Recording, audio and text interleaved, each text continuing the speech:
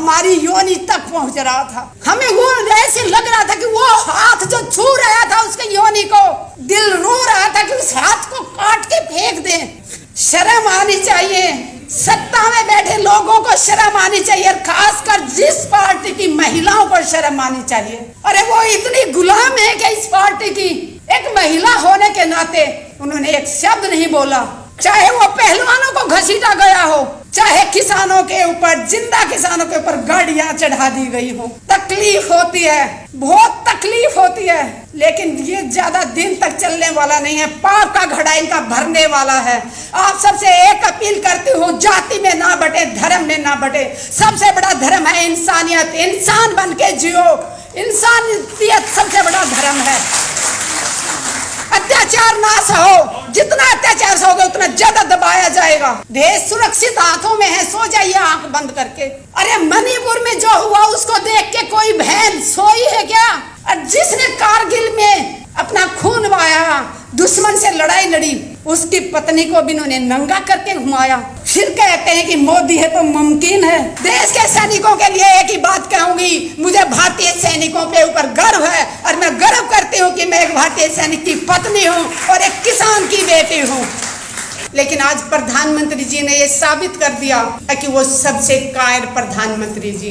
पुलवामा में जो भाई शहीद हुए, उनकी पत्नियों की मैं तकलीफें बताऊं आप लोगों को। वो शहीद हो जाता है, विधवा हो जाती है, वो एक ठीक है, अलग बात है। वो देश के लिए बड़ी गर्व करती है कि मेरे आदमी ने शहीदी दी, गर्व महसूस करती है। लेकिन उस विधवा को कितनी तकलीफों से गुजरना पड़ता है। हमारा समाज उस विधवा को अशुभ मानता है। जब ब्याह शादी होती है तो उस विधवा को सभी प्रोग्रामों से दूर रखा जाता है। कहा जाता है ये तेल नहीं चढ़ाएगी, ये हल्दी नहीं चढ़ाएगी, ये तो विधवा है। मैं देश की मातृशक्ति से अपील करती हूँ, विधवाओं का ऐसे तिरस्कार ना करो।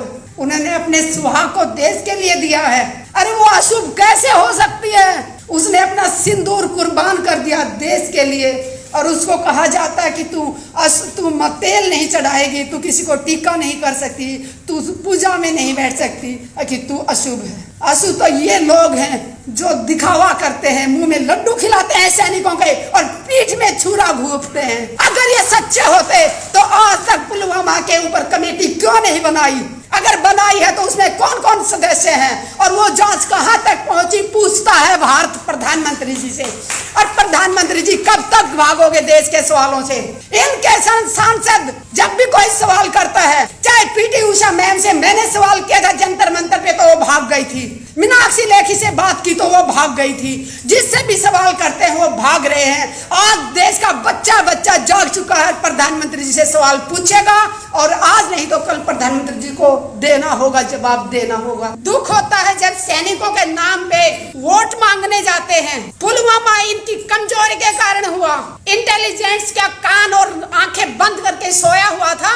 अगर वो ईमानदारी से अपना काम नहीं कर रहा था तो सरकार क्या कर रही थी? और अगर इंटेलिजेंस ने अपनी रिपोर्ट दी थी तो वो किसको दी थी? और उसके बाद सरकार में बैठे लोगों ने संज्ञान क्यों नहीं लिया उस पे? क्यों नहीं? जब उनको पता चल गया था कि इस रास्ते से जाने से विस्फोट हो सकता है, तो जिसने भी एयरलिफ्ट से जाने से मना किया, परमिशन देने से मना किया, उसका नाम देश के सामने आना चाहिए। देश की जनता जाग चुकी है। बहुत देर तक इन्होंने धर्म के नाम पे लड़ा लिया, जाति के नाम पे लड़ा लिया, बट अब देश जाग चुका है। देश के समझ में आ गया है, अगर आप भी नहीं बोले तो हम बोलने लायक ही नहीं रहेंगे। ऐसी हालत करने की तैयारी कर रखी है देश की सरकार ने कि हम सिर्फ दो टाइम की रोटी मांगने के लिए हाथ फैलाएं ताकि हम अपने हकों की आवाज ना उठा सके। जवान शहीद होते हैं उस दिन उसके घर में खूब सारे लोगों का आना जाना, सुबह से शाम तक लाइन लगी रहती है। लेकिन उसके बाद उस विधवा को अपना जिंदगी कैसे बसर करती है, किस तरह अपने बच्चों को पढ़ाती है, ये देखने वाला कोई नहीं होता। उस बहन को, विधवा को अपनी पेंशन लागू करवाने के लिए सरकारी दफ्तरों के एक साल तक चक्कर काटने पड़ते हैं। हम बहुत बार रक्षा मंत्रियों से मिले हैं।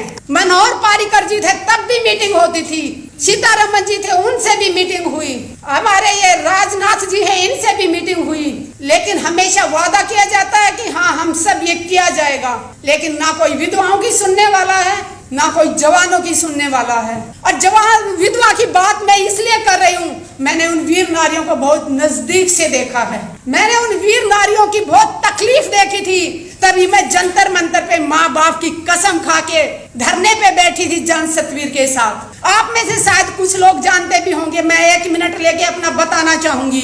मैंने 810 दिन रिले हंगर स्ट्राइक किया था।